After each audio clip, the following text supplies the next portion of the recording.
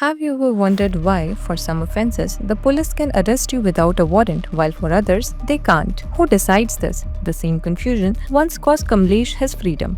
Meet Ramesh and Kamlesh. Ramesh commits a crime, police knocks on his door, but he straight away refuses to go, demanding a warrant, and the officers were forced to turn around and leave empty-handed. Kamlesh watches this unfold, completely shocked. Days later, Kamlesh commits a crime too. When police arrive for him, remembering Ramesh's clever move, he confidently demands a warrant too. But this time, the story was little different. The officer thrash him and drag him to custody. Same demand, same confidence, yet completely different outcomes. Before you think this is about Ramesh being wealthy and Kamlesh being poor, stop right here.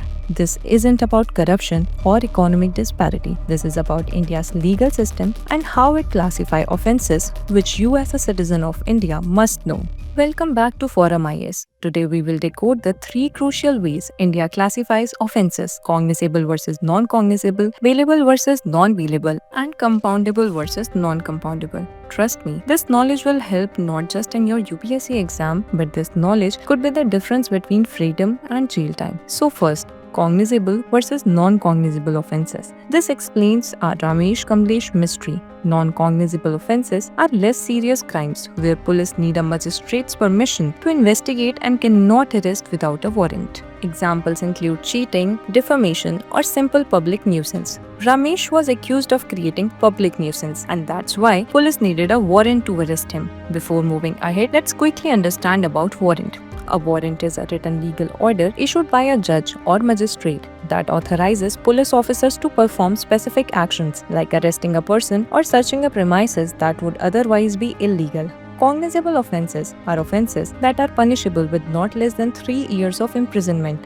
Think murder, rape, kidnapping. Here a police officer can arrest you without a warrant and start investigating immediately. No magistrate's permission is needed. Kamlesh committed a murder. That's why his tactic of asking for a warrant did not work, as police had every right to arrest him without a warrant. Now second is bailable versus non-bailable offences. For bailable offences, bail is your fundamental right. Police themselves can grant it at the station level. Most non-cognizable offences are bailable. Non-bailable offences are serious crime where bail is discretionary, which means courts decide based on circumstances that bail should be given or not.